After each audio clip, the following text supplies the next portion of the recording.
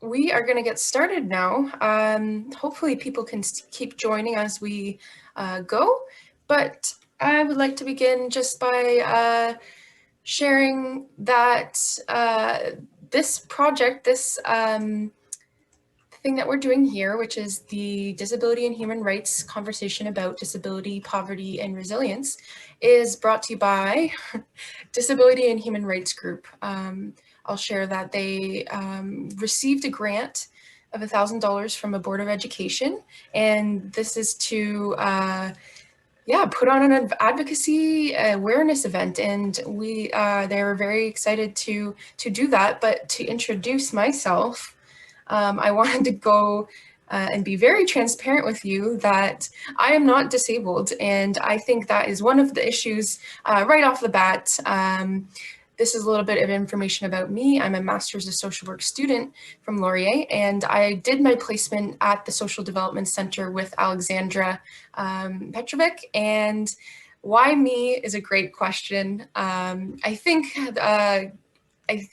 Alex thought of me because I actually didn't get a chance to finish my placement with the Social Development Center because of COVID, and this was another thing that I could contribute to. But also the Disability and Human Rights Group, they are limited. They face some things that especially technology, are not sure how to put together. So I'm here, I'm leading this thing, but I want to be clear that the reason I'm here is simply to assist. Hopefully for the most of the presentation, I will not be talking. So just again, to share, I'm passionate about equity and inclusion, and I do identify as somebody who struggles with a diagnosed mental illness. I have social anxiety disorder, and another silly, inaccessible thing is when I got diagnosed with a social anxiety disorder, my doctor handed me a business card with a phone number on it to get support. And if you know anything about social anxiety disorder, phone calls are one of the top things that people are afraid of. So I didn't get support immediately, but I did eventually, and it's enabled me to do something like this, hosting a community event. So that's a little bit about me and why I'm here. And I just want to introduce that, as well as a few other things before we begin. First of all, a reminder that some people here, it's a privilege to be here. Not everyone can be, and I want to recognize that as accessible as we could make this, we had flaws, and I hope that this can be repurposed and reshared online so that more people can access it. But recognizing that this is a privilege to be here, and we are also very excited to be able to share. Secondly, a land acknowledgement. I think most of us are here from Kitchener-Waterloo region, so I'm going to read this land acknowledgement from the KW region. We acknowledge that the land on which we gather today is the traditional territory of the Haudenosaunee, Anishinaabe, and Neutral people. We acknowledge the enduring presence of the Indigenous people with whom we share this land today, their achievements, and their contributions to our community. We offer this acknowledgement as an act of reconciliation between Indigenous and non-Indigenous peoples of Canada. And I wanted to also just add that it makes us think of those people who are at intersections, people who may have a disability and identify as Indigenous and have other things going on in their lives. As you'll see throughout this presentation and through the panel discussion, we are thinking about how to be as inclusive as possible as allies, and trying to share these pieces together. Lived experience, nothing about us without us. That's right. A famous phrase. It is a famous phrase, and the reason I chose it is because of the video that is coming up next. It is from a number of individuals who shared with me some of their experiences. So again, let me stop talking and have the rest come from the mouths of people who have experience. So I'm Tristan. The pronouns I use are they, them, or he, him. I'm going to tell you my story. I'm legally blind. I have about 4 or 5 chronic health conditions. I've been an epileptic since 8 months of age. I am diagnosed with autism. Although I've been diagnosed with affective disorder, which is a feeling disorder, I tend to think a lot. Well, about 4 years ago, I had brain surgery to work on the epilepsy, and they were going to take a little piece of my brain out. Now, my balance has never been great. I describe myself generally as autistic rather than a person with autism, certainly not a person afflicted with autism or anything like that. But they told me that one of the side effects might be problems with balance. Well, needless to say, that showed up. The Independent Living Center provides me care with daily tasks, normally things that people who are able-bodied can do, like such as getting up in the morning, getting out of bed, dressing. I've managed to go to school, get 2 degrees, still try to contribute. I serve on a bunch of committees. Just don't have paid work. Making meals, eating those meals. I need help being fed. I'm also ventilator dependent. I'm a Master's of Social Work student at Wilfrid Laurier University in my last year. The Independent Living Center of Waterloo Region takes care of that for me, and they're trained to, and so I can live independently. I am an employee of a local organization, Extend a Family. I was a software developer. So 2 key abilities there, the ability to concentrate, the ability to hold things in your short-term memory. Well, those started to be a problem. Like over the course since I turned 18, 19, I think I've worked 11 months for pay in, 40 odd years. So I won't have much of a pension plan. They decided that because of the issues with walking and memory and all that, that I was disabled. I didn't get a diagnosis until I was 25. I wasn't diagnosed as legally blind till I was 24. So I got through high school barely. Meanwhile, I'd been doing a full course load the entire time. No wonder I was exhausted. I have had various health crises on my own, in my own life, besides the pandemic going on right now. Grew up in Nova Scotia. My dad was in the Navy, so he was gone quite a bit till I was 10. And mom was in and out of psych wards. And I had this vision problem that nobody was really helping me with. When I lived in Northern Ontario as a child, I went in the woods, I fished, I definitely loved nature, going outside, swimming in lakes. At one point, when I was about 13 or so, I was seeing yet another specialist who told my dad, who told me that I would never amount to more than the janitor. I find that it makes me a better researcher. It makes me a better teacher. And yet, I already been labeled a gifted student. But the story of the 2 mics is important because I'd like people to think about, well, you may be feeling perfect right now. Tomorrow, it could change. I wrote this poem about 20 years later. And I'll just read it. It's called A Memory. It goes, that awful memory still haunts me. I want to be free to just be. You'll never be anything. In my ear still rings. I know the meaning of being nothing. Persons with a disability understand being stuck in their homes.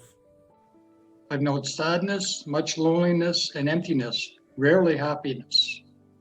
Still I go on writing this song like nothing's wrong, but for how long? Is my destiny fixed by a memory, or can I be simply me?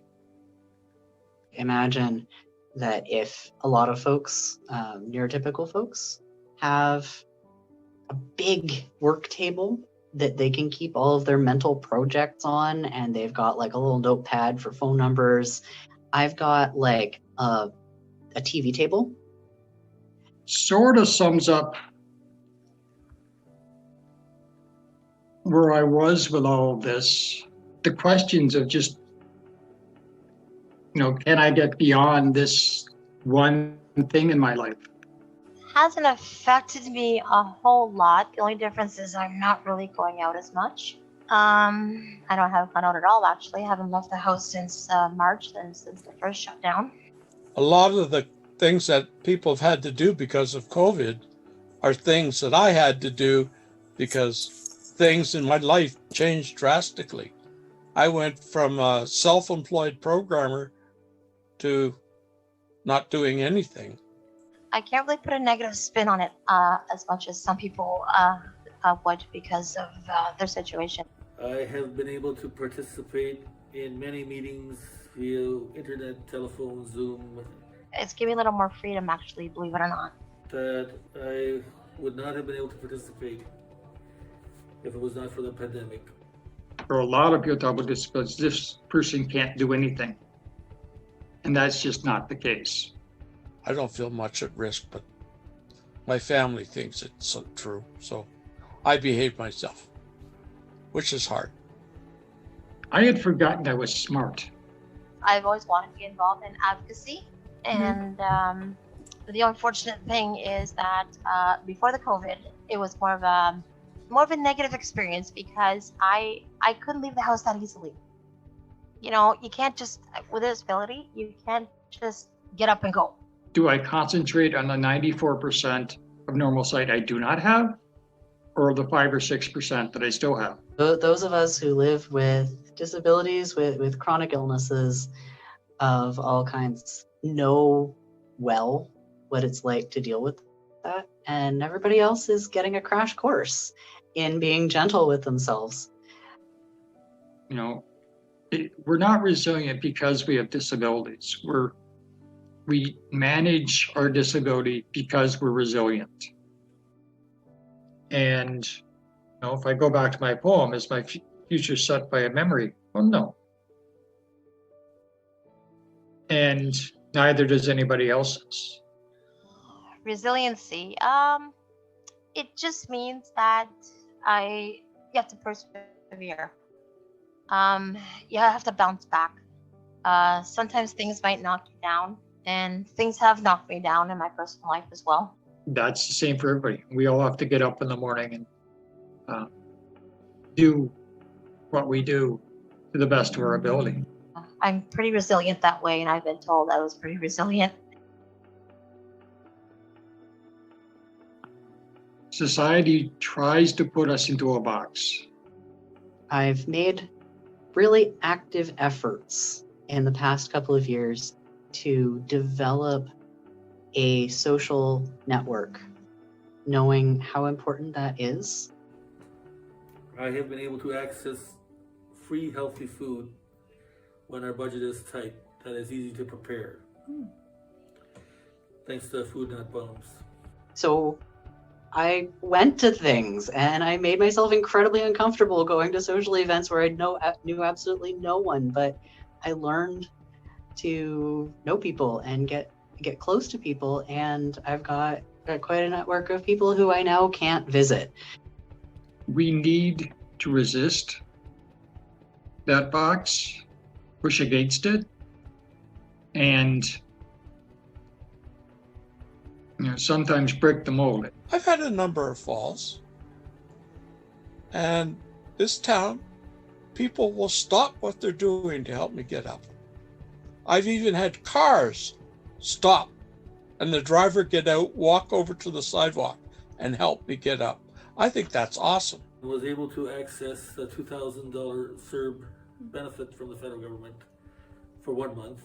And then after 1 month, I was able to return back to my paid employment. And to me, community is reciprocal interdependence, where I have something to offer others, and they have something to offer me. Resiliency is having faith I am valued and have something unique to contribute to the community. Where we can come when we need something and we can offer when we have something. And we will be missed if we're not there. You know, and I guess pushing back against circumstances is resilience. I was born in a time where people with disabilities weren't seen as a positive part of the community, positive members, members of the community that can give back to the community, and we can, in our own way, we can. Resiliency is finding my unique voice and realizing I am part of a community of voices.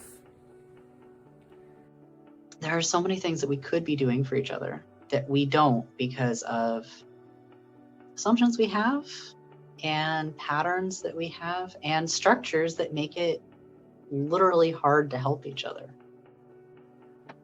I don't know, I think for society to recognize people with disabilities in a more conscious way, some of us have to step out of the shadows.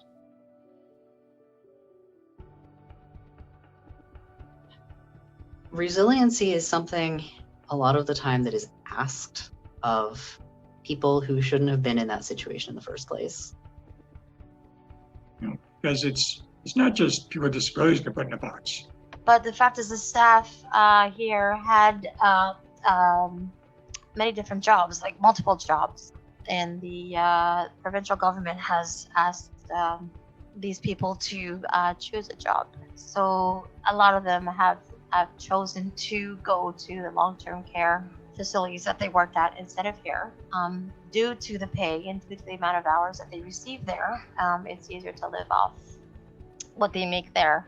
And so people who are able to make the best of it are held up as leaders and paragons, and this lovely phrase, inspiration porn, for everyone else to get to feel warm and fuzzy because a person with a disability did a thing. Like I said, it cramps what I can do. And the training is quite intense, quite extensive. So sometimes they're here for a couple months, sometimes they're here for 6 months, but they're rarely here for a year. It's easier to label someone than it is to actually see them and acknowledge them as a person. People just can't afford to live on this job alone. Many people with disabilities will no longer be content to be separate from society. They have witnessed the outcry from persons without a disability being stuck in their homes because of the pandemic. It's discouraging. It's also very exhausting. Mentally exhausting because you spent all that time and all that effort training the staff, and it's also physically exhausting. I feel like I'm always starting over. Like it's just a vicious cycle. It's like you train 5 staff and maybe 2 of them will stay.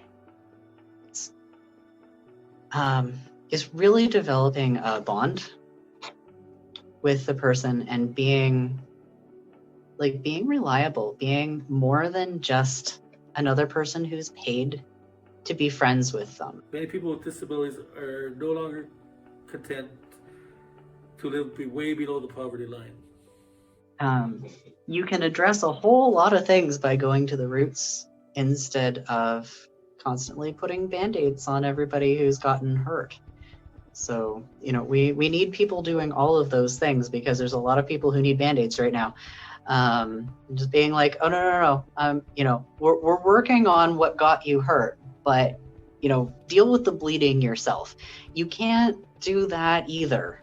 People that get wheelchairs dropped off to them and they don't like their chairs. And it's like, well, your chair is part of you. Your chair is what you sit in. I mean, you're not your disability, but your chair is your legs. How would you like buying a pair of shoes that don't fit you and you can barely walk in because they hurt your feet every time you take a step? That's what it's like sitting in a wheelchair that's not meant for you. That's how change happens, is by people saying, I've had enough. And just people need to realize that some people don't have that voice Yeah. to say, hey, I don't like my chair. I got the wrong chair. So I don't want people to have to be resilient.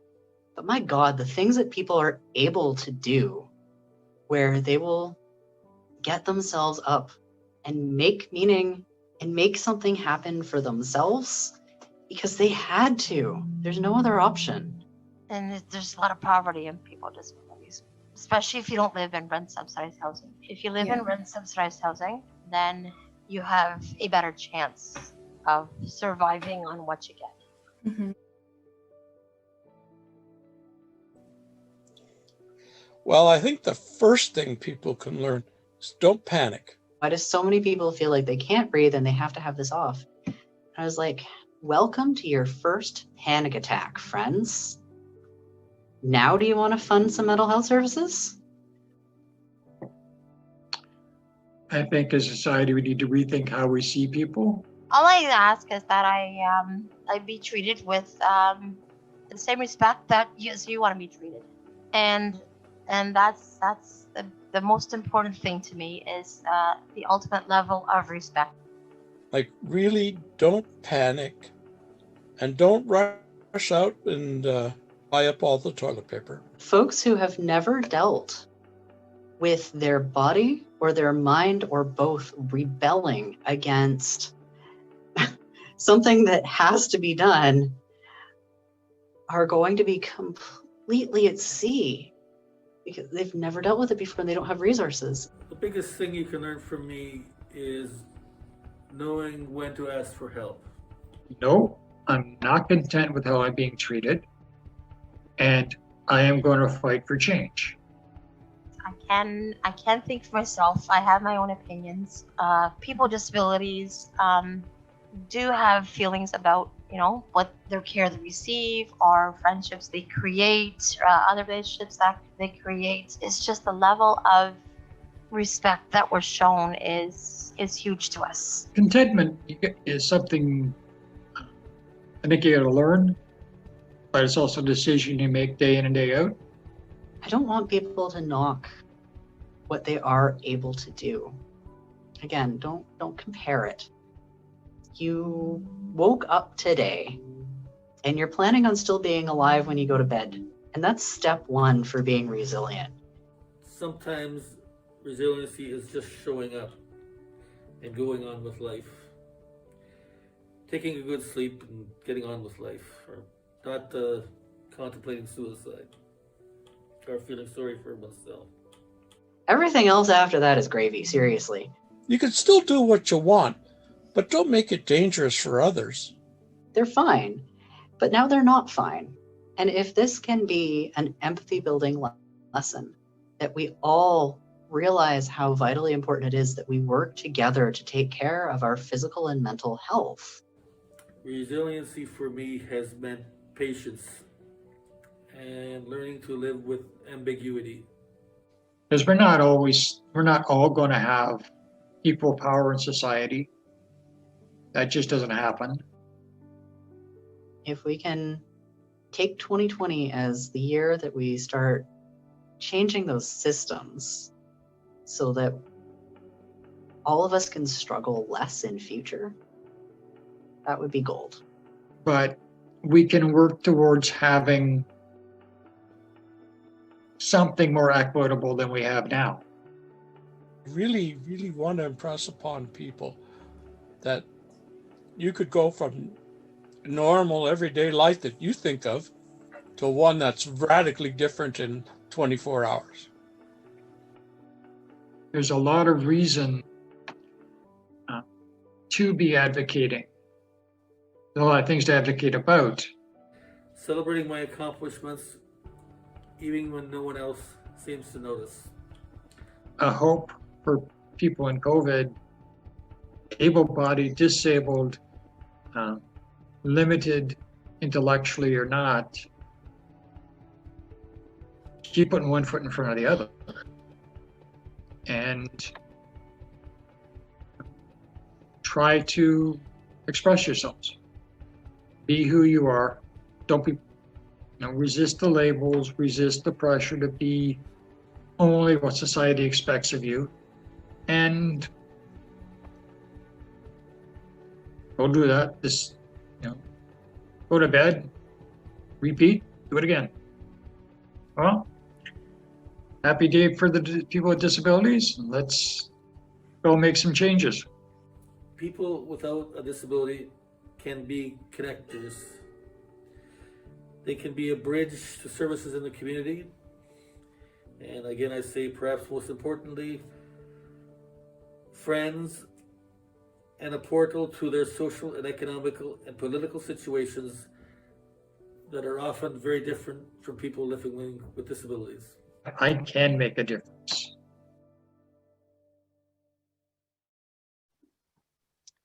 Thank you for watching, and thank you for those who participated in the video. All three, Myron, Mike, and Charles, are members of the Disability and Human Rights group.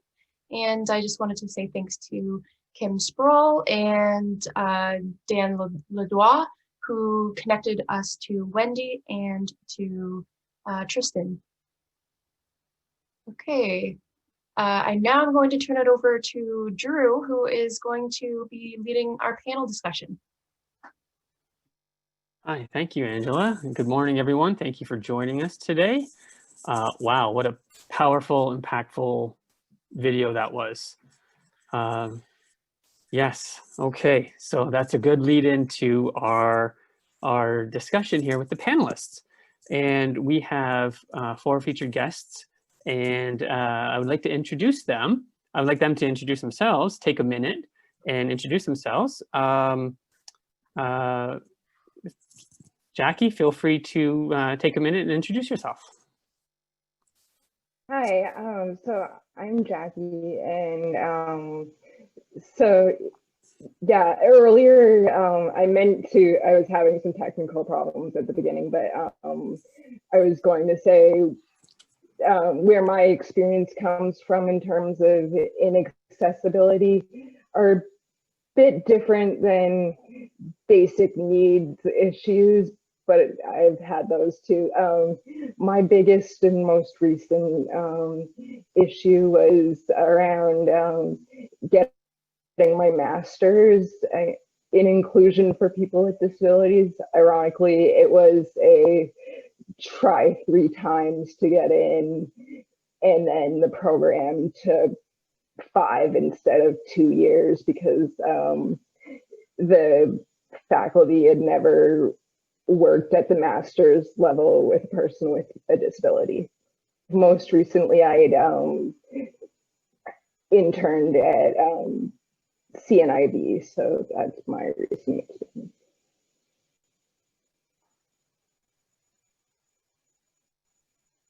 Hi, my name is Brad Ulner. I'm born and raised in Kitchener, Waterloo, and got to know many of you in lots of contexts there. I'm a graduate of the University of Waterloo with a bachelor's and master's in political science, and my research work for the master's looked at disability policy from a number of countries from around the world. So in fact, there's no place I found that doesn't have some of these sorts of issues and concerns that we're all trying to deal with. I've been a member of the Disability and Human Rights group since its inception in about 2007, and really appreciate the perspective that the Social Development Center has to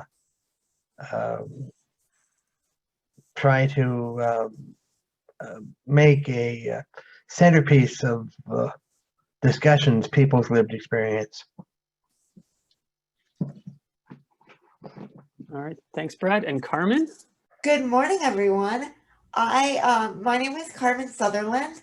I myself have had the pleasure of being acquainted with many of our panelists today before we met to go over the panel things, and many of the fantastic people in the video as well. And I'm here today representing Bridges to Belonging. I'm going to tell you a little bit more about what we do during our discussion. But essentially, we walk with people and their families who are experiencing barriers to inclusion due to disabilities to ensure that they have whatever they consider to be a good life within community. And it's such a pleasure to be here today, and I look forward to talking and learning from the other panelists and from our audience members. Wonderful. Thank you, Carmen. And Festus.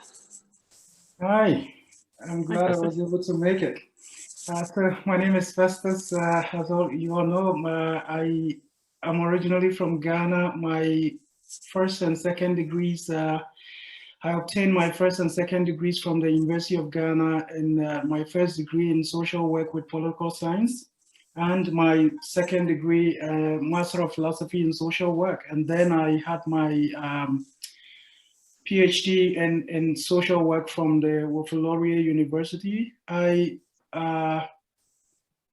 a friend of people with disabilities, and I am an advocate for the rights of persons with disabilities. I entered into disability studies on a rather personal story.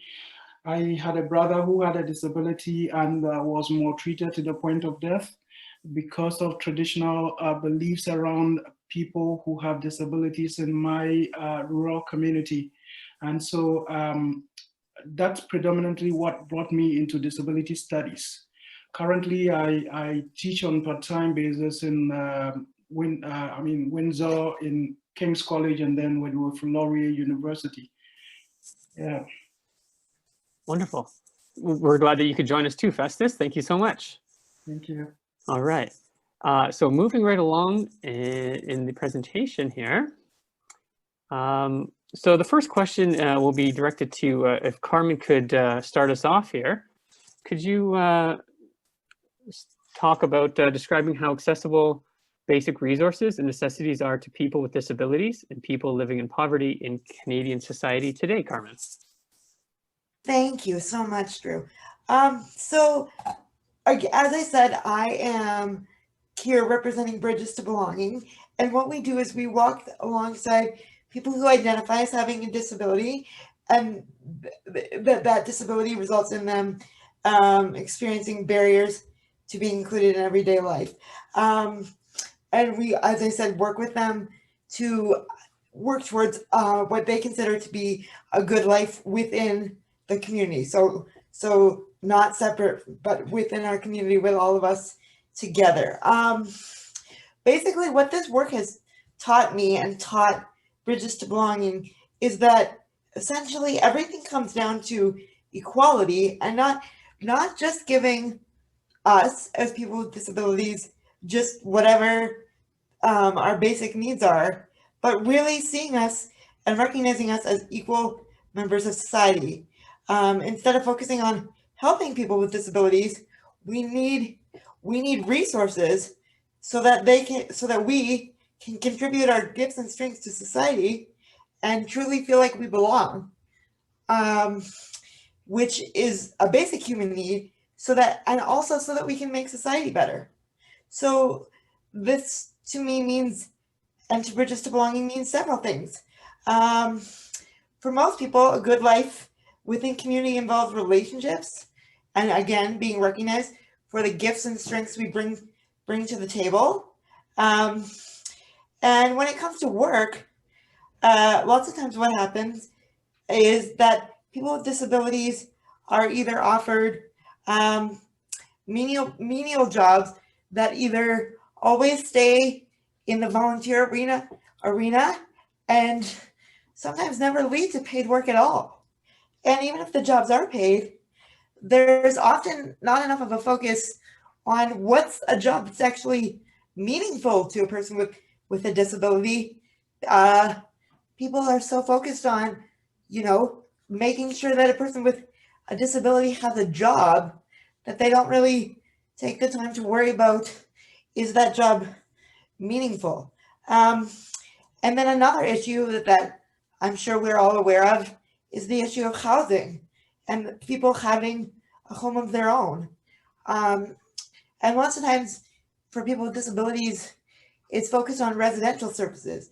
But sometimes this means that people with disabilities don't get to have the lives or make the choices that they really want.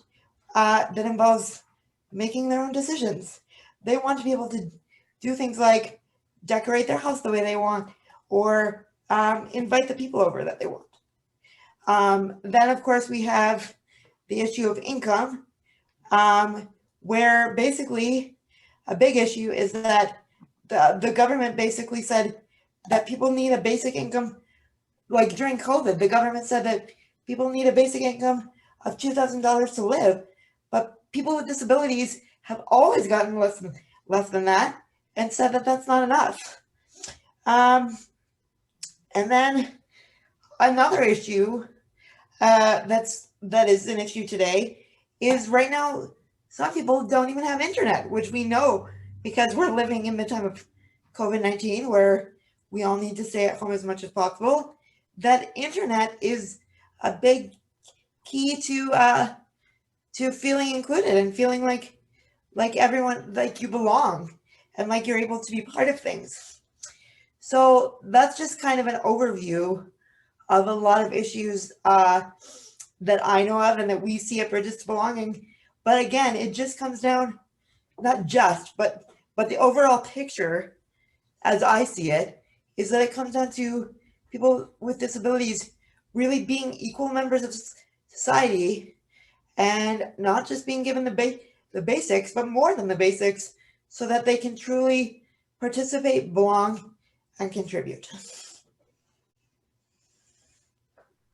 Fantastic. Thank you, Carmen. I appreciate how you moved the question from basic to thriving, and I think we can all second that motion. Absolutely.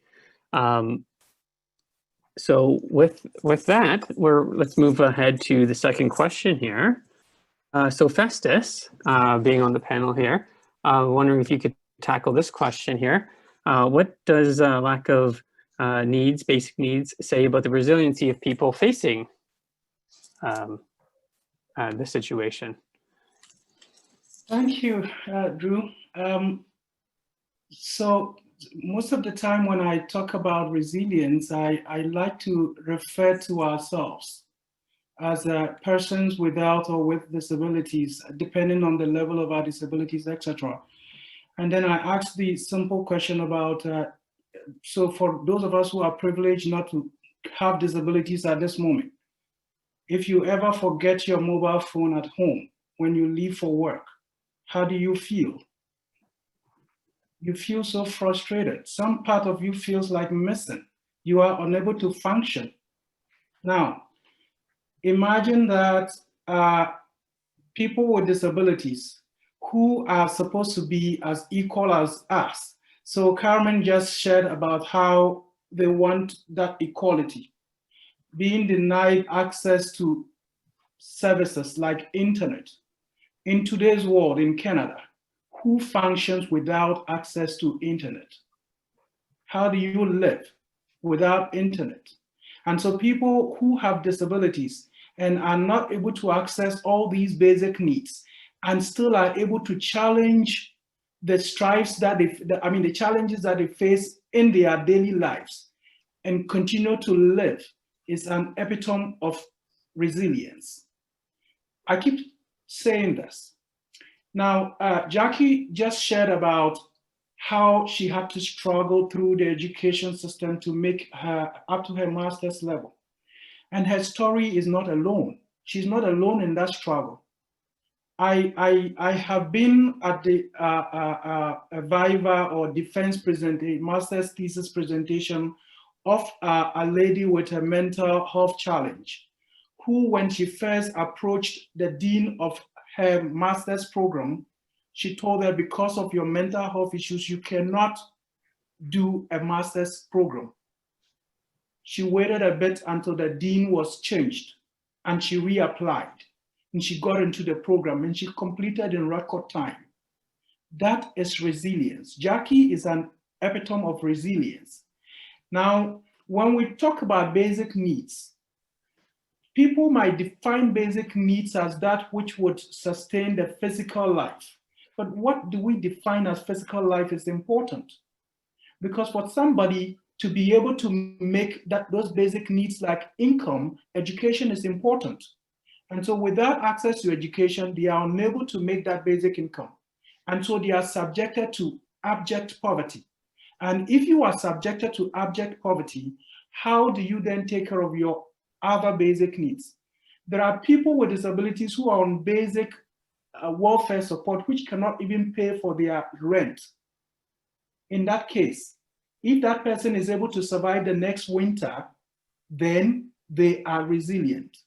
Now, I speak about the Canadian context, and then I want to, interlace this a little bit with the Ghanaian context where I come from and where my study has been about. Now, in Ghana, I just talked about my brother's experience. Some people are born with deformities and they are outwardly defined as non-human beings because they do not have all the features that other people have. If they are lucky not to be killed, they will face every bit of neglect that you can imagine in the world, yet they live and thrive on their own. There are people that I've spoken to who will crawl on their both limbs to go to farms, pull grasses, weeds with their hands and cultivate in order to survive. That is resilience for me. I believe strongly that if people with disabilities who are deprived of all the things they need to be able to survive, continue to make it up to this level, if we were to give them 10% of that opportunity that we get as people without disabilities, they will throw us overboard. I would end with a simple, an example of a student who was visually impaired and contested for a junior common room position in the University of Ghana whilst I was a student. Now, because he was blind, people felt he could not serve as a secretary to the hall of residence that he found himself in. Now, one simple question he threw to them is, if you think I can be a secretary, bring 2 computers before the 2 of us. Let's both take down minutes in typing, and let's see who beats the other. That student qualified to participate in the elections. He won the elections, but the elections was rigged in favor of the person who was not, who did not have a disability. These are some of the challenges that people with disabilities face in different parts of the world that we ought to look at and try to see how best we can support them. Sometimes I don't call it support, it's their rights. So how best can we enable them to access those rights so that they can be at that level with us as people without disabilities? Right, so perhaps I would end it here, and then as we have questions, we would move on with that. Wonderful. Thank you, Festus, for moving it forward.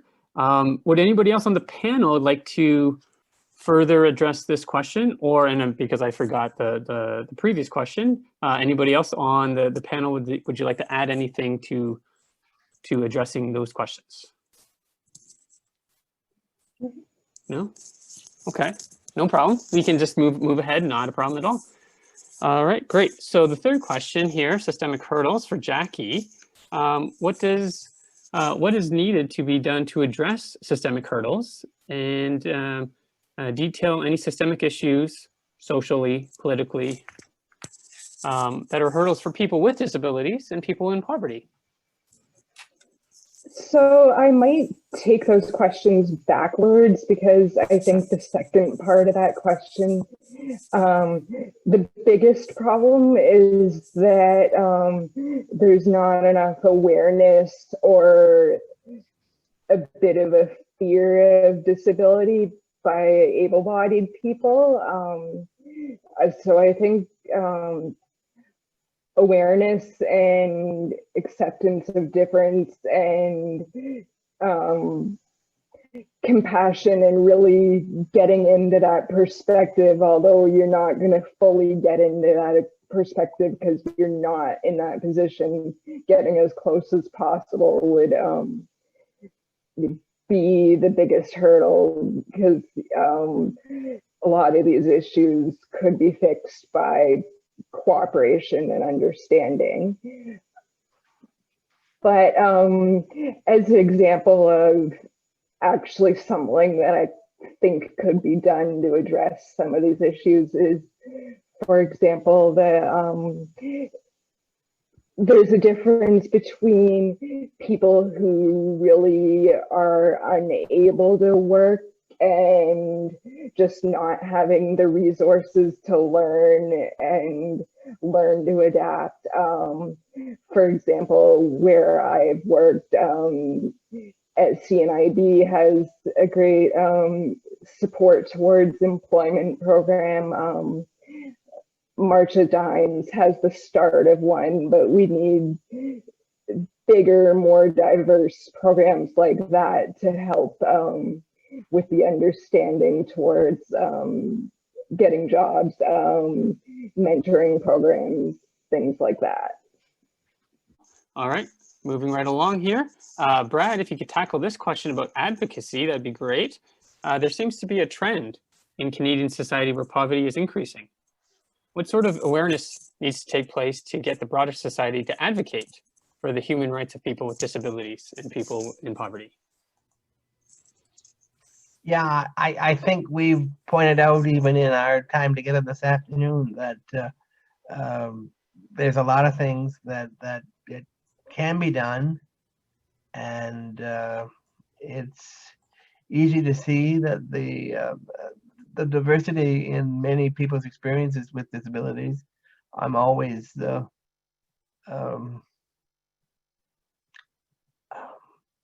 thinking that I've covered many bases and then realize again that there's more to learn, and have always thought that if you ask 100 people about their access needs, person 101 will have something different again that needs to be included and folded into their experience. That there just are so many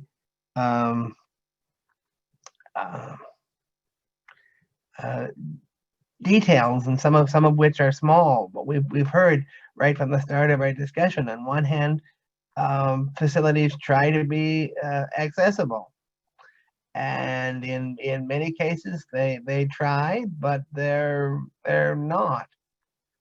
So that in the details somewhere something gets missed in many cases. But well, let's also give accolades to those that are more successful in being accessible and have paid attention to the details of customers and people who access services and so on and so forth, and then well, things like the COVID has brought into focus again so many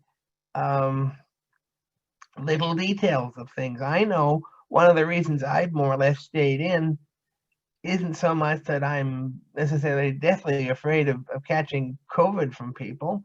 It's just that, particularly through the early time in which it came, they didn't want you to use things like park benches, and part of the idea of being out was to keep moving through, which is exactly the sorts of things that people with disabilities can't do. So here we were, on one hand, with the great privilege of being able to be out, but not having things to access like park benches and the nicer details of many sorts of experiences. So here we are, adding in some sense to the barriers that people often face.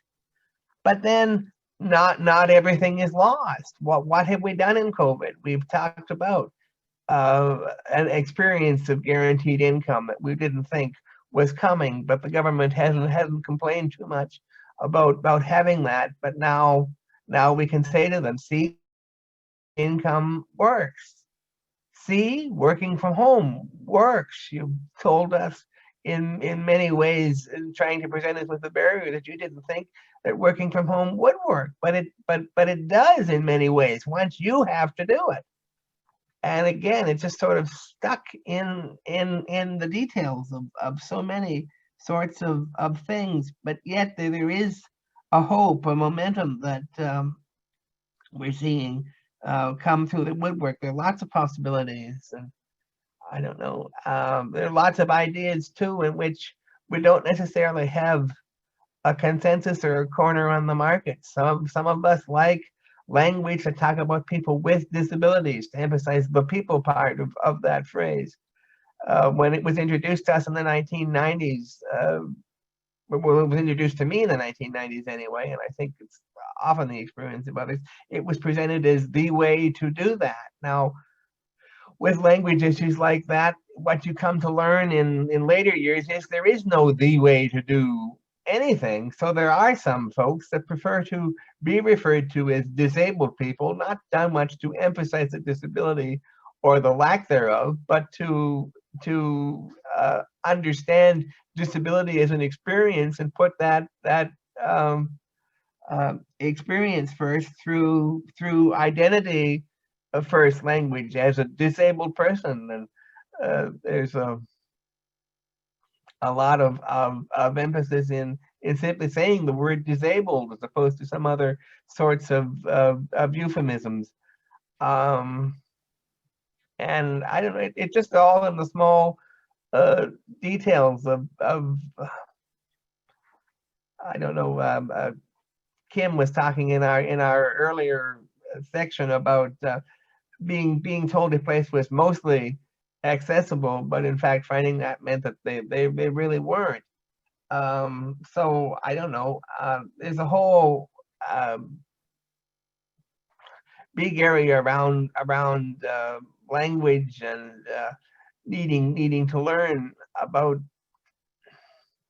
many of those sorts of things. But again, while there are many challenges and many new challenges, there is a lot of reason for hope and development that we can all move forward as being seen as people with abilities and with the right to human rights and all of that the others have already talked about so eloquently. Thank you. Thank you, Brad. Yeah, you touched on a lot of history, a lot of language. So in terms of the advocacy question, would any of the other panelists like to add to what Brad had said? I have something that Sure. might tie in what my points were and what Brad's were that I meant to mention, was that CNIB, for example, is fairly explicit with that people with lived experience, being blind or low vision, would be better at certain roles. And why couldn't more other physical disability organizations or other developmental disability organizations or other mental health organizations for that matter do the same and be advocating giving jobs to people in their own lived experience area? Okay, yeah, absolutely. Fantastic. Thanks, Jackie. Any other panelists like to add to the advocacy question? Yeah, I was thinking as Brad spoke about the minor, finer details that we often tend to overlook, which might be the key to unlocking some of the experiences that people with disabilities face. So I kept thinking about so I live near downtown Kitchener and the gentrification that is taking place there. And I keep thinking about who are the people who are living in the downtown core, in those buildings that are being pulled down and putting up those high-rise buildings, and the cost that is involved. And when people, most of the people who occupy those downtown core buildings are people who are either low-income earners who would dovetail into people with different types of disabilities. And we tear down those buildings that they can afford because of their levels of income, and then we put up those high-rise buildings. Now we forget that they couldn't move to the outskirts because buildings that are put up in the outskirts are expensive for them to be able to afford. And then you tear down the ones that they can afford without thinking about affordability of those ones and how you can, rope them into the housing systems, even in the new the high-rise or whatever modern apartments that you are putting up, and what that means for the accommodation of people in terms of housing accommodation of people who fall within that bracket. So you have a lot of people in the streets who would otherwise have been able to function. Their mental health deteriorates because they are struggling between survival and making some sort of a living. And then we have buildings where you would have elevators in the buildings themselves, but in the entrances of those buildings are stairways, and people come in with their walkers. And some people have lived in buildings for over 20, 30 years until they acquire some forms of disability. People don't think about how we can redesign some of those old buildings to accommodate the needs of people like that. So some of these fine details are important if we are to be able to do effective advocacy. Recently, my church in downtown Kitchener has been thinking about how we can do some form of advocacy for the types of gentrification that is happening and how it is affecting certain categories of people, and what we should be looking at in terms of addressing the needs of those people if we have to get them out of the downtown core in order to put up the buildings that will attract middle and higher income earners to live in there. Yeah, so it's very important we consider the finer details in that respect. Absolutely, absolutely. Thank you for adding that important point about advocacy and gentrification in housing. Wonderful. Carmen, did you have anything to add to the advocacy question? I think I would just like to add that, okay.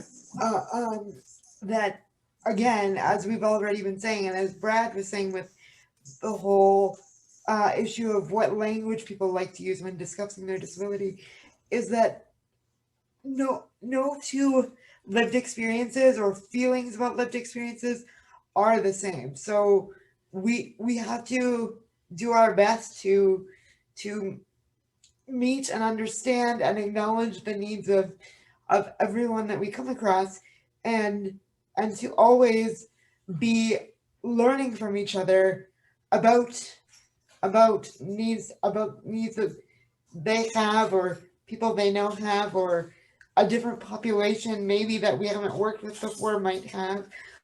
I know, I learned like a couple of years ago when I was in a meeting how long it takes to book a sign language interpreter should you need one, and I didn't know that took a long time to book an interpreter because I've never needed to use one myself. So every day I'm learning something, and we just need to always make sure that we are collectively working together and not making assumptions about another group of people or individual people, because we all have different needs.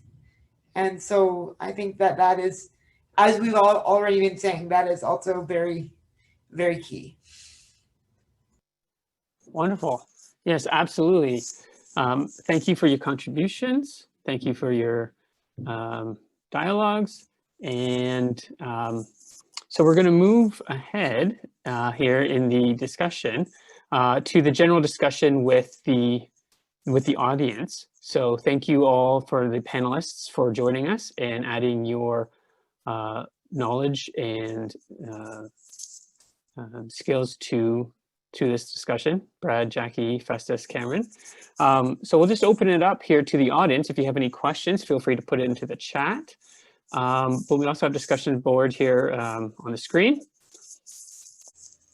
In the meantime, I'll read just from the chat here. We had some discussion in the chat as we were sharing. So please continue to write questions in the chat or raise your hand or just unmute yourself.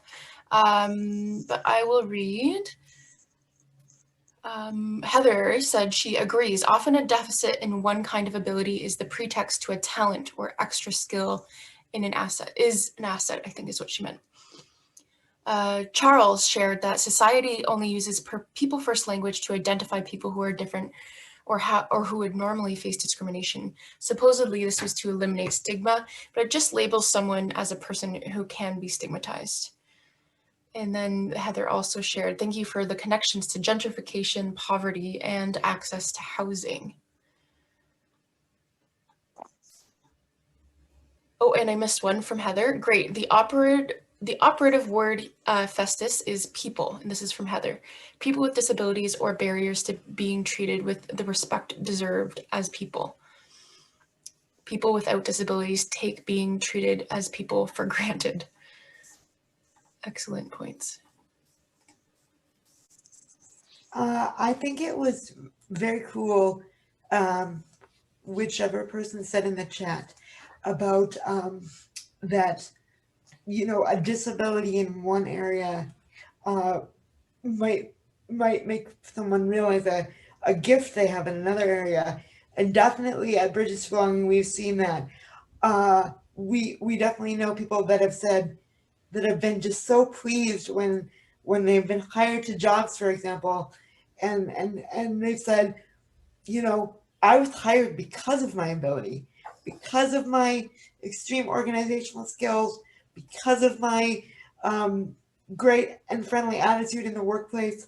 That's why these people were hired. So again, it's just about recognizing the needs that they may have to make them be able to showcase their abilities and what they can contribute to a job or whatever other endeavor they're trying to undertake. Basically, just giving people resources so that they can show up as their best selves.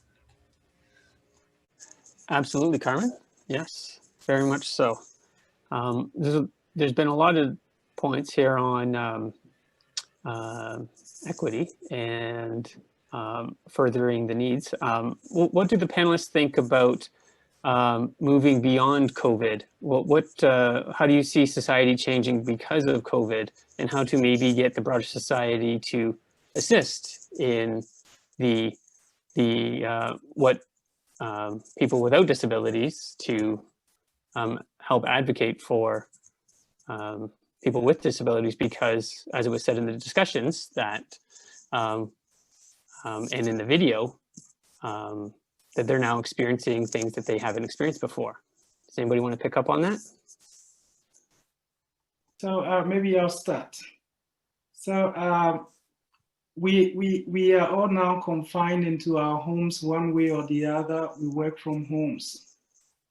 Now some of us will begin to experience what it is to stay at home 24/7 as a person with a disability, without having to go to the parks, without having to be able to freely move about.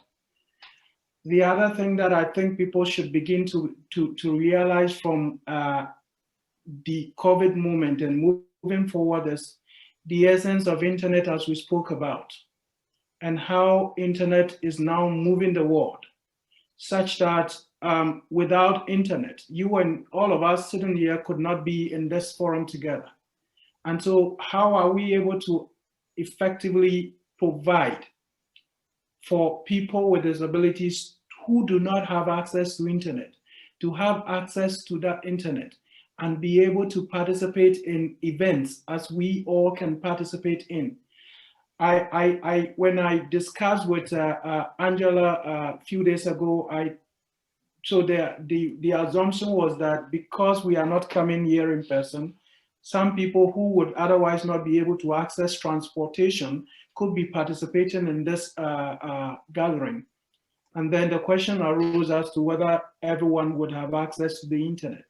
Or even if there is internet within their building, do they have access to the gadgets? Are they able to afford the computers or the phones that can allow them to be able to access this? So moving forward, I believe that we should begin to think about how to draw attention of people to the fact that sitting in this lonely environment can be depressive, and that allowing people, facilitating people's ability to be able to interact outside of their homes is important.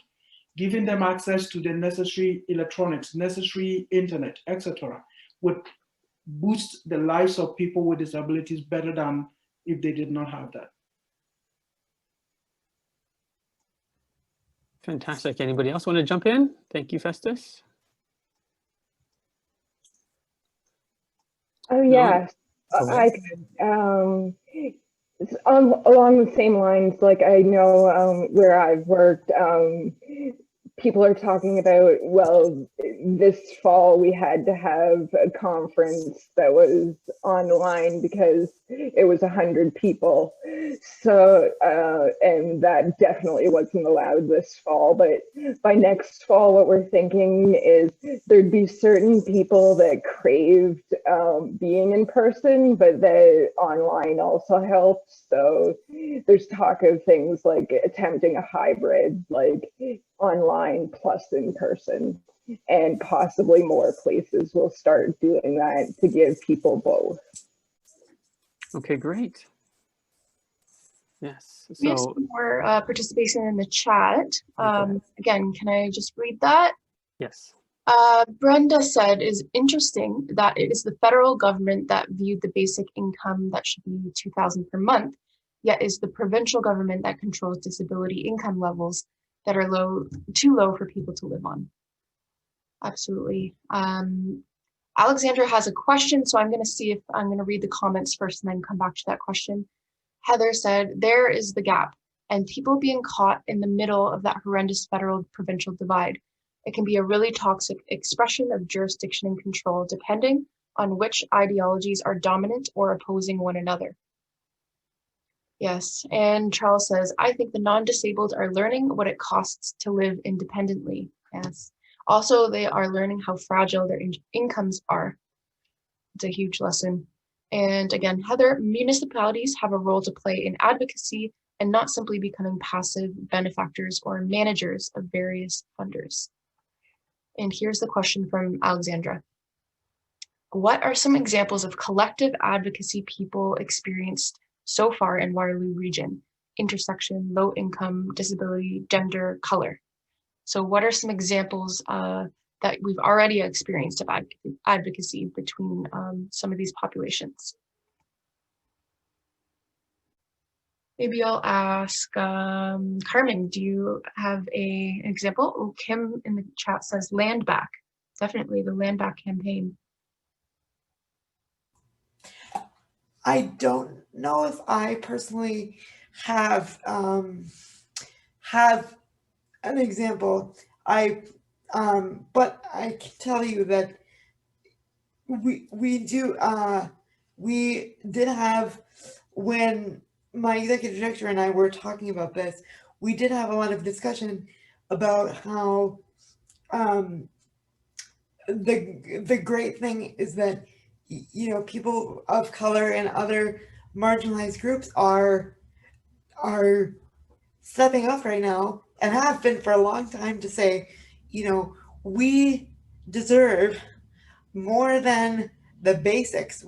We don't just deserve to get what supposed basics we need. We deserve to have an exactly equal experience to everyone else. And that really inspires us at Bridges to Belong to say, we believe, because we know and we want to say and advocate every day, that people with disabilities do as well. They deserve to be having exactly equal experiences within their communities and within society and within relationships that everyone else are having. So we are very inspired by all of the marginalized groups making their needs known and stating and talking about the equality that they deserve. Absolutely. And we have in the chat defunding the police, a better tent city, caremongering, unsheltered campaign. So those things are happening, and they're happening here in Kitchener-Waterloo. I guess one thing I could mention, which is maybe on a smaller scale but still wonderful, is that we have been given last year, and I'm not sure about this year, but last year we definitely were given some tablets by Autism Speaks, and we were able to distribute those so that more people have access to technology. And we've had some other experiences, some other giving towards Bridges to Belonging in order for us to distribute food and some other supplies to some of the people that we walk alongside who might be in need of those. So again, we are experiencing just all, as much as possible, people trying to work together to give people what they need. So a few more have come in on the chat. Autism Speaks, Bridges to Belonging. I wanted to just maybe echo, sorry. Okay, one thing from the chat, and then I'm going to echo something that I heard in the video. I think that the DIBOC or DIPOC, I'm not sure, I'm familiar with the term BIPOC, so please correct me, movement is a good example of advocating for their rights. I don't think that as a group, the disability community is as visible in their advocacy, and this hurts them. Sorry, wrong, yeah, she meant BIPOC, okay. So definitely, and that we've been able to see so much progression there. And I wanted to echo, now I thought of another thing from the video that Charles shared, that there is a lot of room for people with disabilities to step out of the shadows, is the way that he said it. And I mean, that's a challenge for everyone here. And obviously it's a challenge to the allies too, who are very responsible for the oppression and also for helping people overcome the barriers, right? As Myron said in the video, it's so important for people to be friends and to be allies in sharing their financial, I don't remember the exact words, Myron, hopefully I don't mess it up, but financial, political, economical, there was one other, but I forget, social realms that are so often limited for people with disabilities. I think it's so important that we continue to build those relationships, but also, yeah, take those steps out of the shadow wherever they are. Yeah, can I say something on this? So on the issue of allyship, I think it's a very important thing for people with disabilities in certain parts of the world. So for example, in Ghana, people with disabilities have been pushed into the corner where they become so timid, they are not able to advocate for themselves. They are not able to speak out publicly when they are facing issues of marginalization. And so if you have an ally who doesn't stand to lose anything because they are well-resourced, these can lead the charge against whatever the marginalization or discriminations are against people with disabilities. Yeah. Any questions from the audience? Any other questions for the panelists? Oh, we have a couple people trying to participate. So first in the chat, I saw Charles, how would you eliminate stigma? And then we have a raised hand. Yes. From Mike. Oops, sorry, I accidentally muted you. Sorry, I had a hard time finding the raise hand button. Yeah. Sorry for being a bit late with that. I was just curious if any of the panelists around allyship have a story that they might be open to sharing of an experience they've had of really strong allyship that might help some of us who are seeking to be stronger allies kind of be inspired by some of that. So just wondering if there might be a story of maybe even in the past year of what really strong allyship has looked like for you. I haven't been active since I moved into Canada 5 years ago. When I used to be in Ghana, what I would often do would be, so in Ghana, politicians are the ones who make every decision, and just like the federal government here will make provisions for funds, and these funds are controlled by the provincial government, and they make those decisions. In Ghana, monies are pumped into the district assembly, which is the local government agencies for the welfare of people with disabilities. And then these district assemblies decide what they will do with the funds. And so sometimes they provide basic food items and etc. for people with disabilities rather than the main essence of the fund. Use this fund to develop people with disabilities and the various means that they need. So we should think about educating them. We should think about establishing them in businesses, small scale businesses, etc. So what we have often done would be to be the ones to walk into the assemblies offices and ask questions about how these monies are being distributed and why it is wrong that you should do this and not do the other. I have personally participated in political campaign forums to raise questions about what each of the the political parties gunning to be or competing to be to lead the government of the country has in store for people with disabilities. There you push them to commit to some actions to support people with disabilities. Sometimes you may incur the displeasure of some people in your way, but that alone those displeasures should not be the reason why you don't pursue the cause of justice. So for some of us, we keep making I'll put it in quotes, those noises. And sometimes we get the attention of the political decision makers. In Ghana, we still have things being at the level of tokenism, but things are improving day by day. At least more funds are being provided. So sometimes I think that we can go into the corners where people with disabilities fear to go and make the cases for them rather than allowing them to go, and it does help sometimes. There was a question about how can we eradicate stigma. My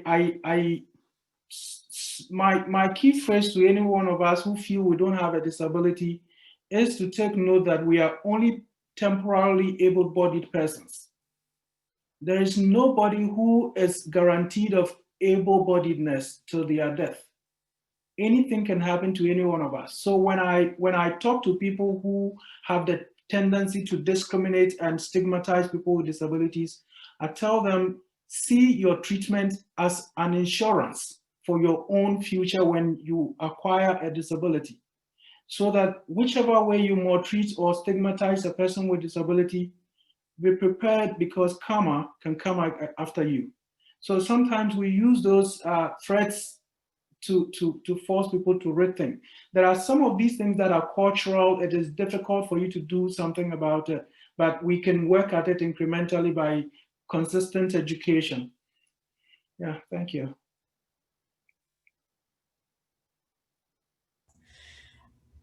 I believe in addressing also the stigma thing. I believe that Myron in the video said something about people with disabilities. You need to seek out people with disabilities to be friends with them. Sorry if I butchered that in some way, Myron. But definitely, like, that is the reason that I and that Bridges to Belonging really wants people with disability, or one of the reasons why we want people with disabilities to be in the community. Now, they deserve to be, and the more that they're in the community, the more we normalize, that's not the best word, but the more we make it typical for people just to encounter individuals with disabilities on a daily basis, just living their lives just like everybody else. And then the more it might happen that, you know, someone builds a relationship with a person with a disability and they say, hey, do you want to come work at my workspace? Do you want to come to my knitting club? Do you want it, whatever? It just becomes what people do, and it's not different or unique anymore. It's just all of us being in society together, which is the goal we're all going for.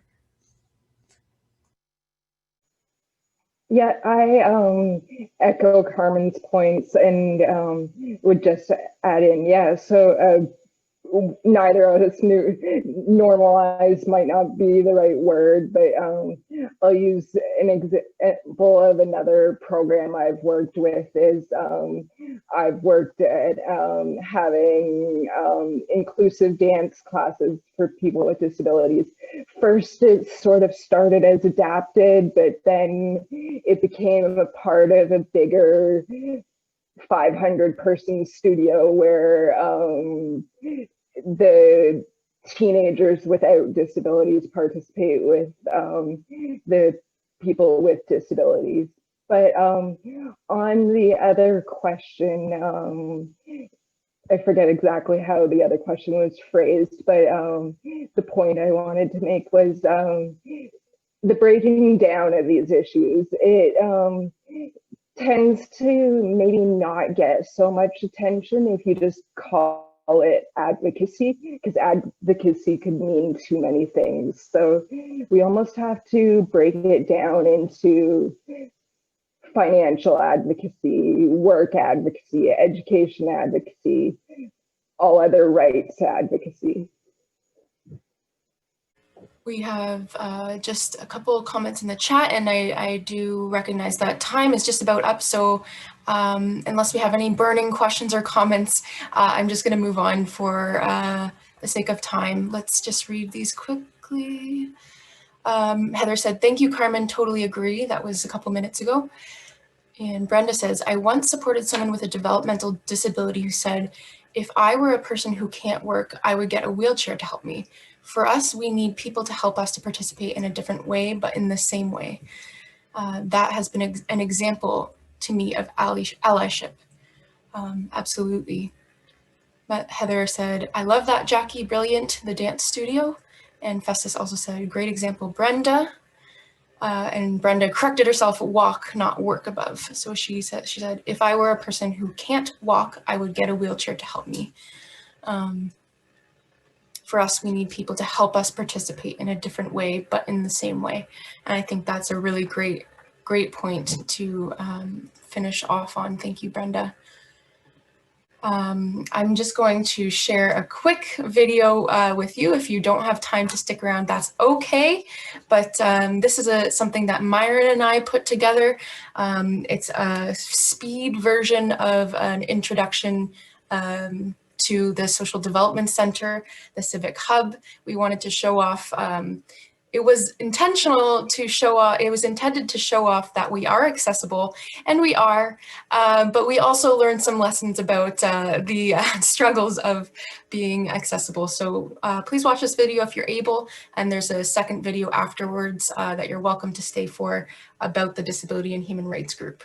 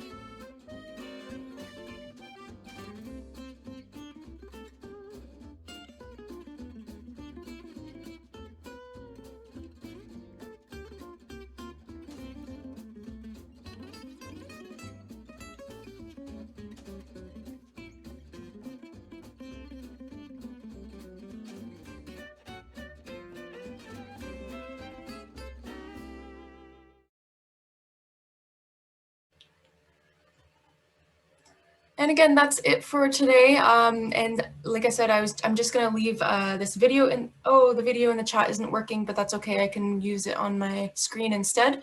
And just some more information for for the Disability and Human Rights group if you'd like to get involved. Right now they're meeting once a month. Somebody can correct me if I'm wrong, but is it the first Wednesday of the month?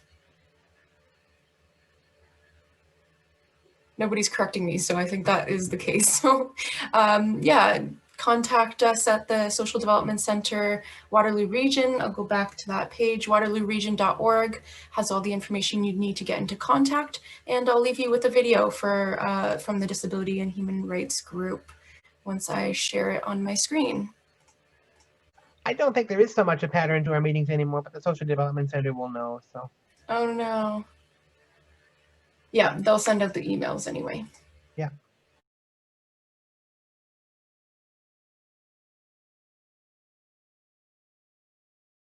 Thank you, everyone. That concludes all I have planned. You're welcome to stick around and talk a little bit, but have a good rest of your day.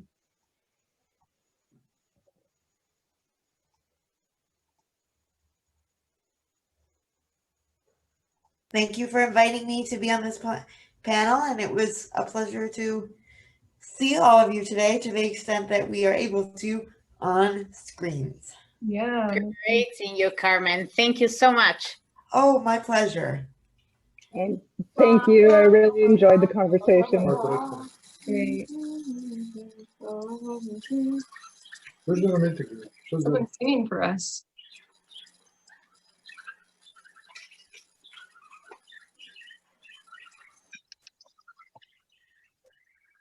All right, I think I'll end it if that's it. Thank you all, and have a good day. You too. Bye. Mom, are you free after 5?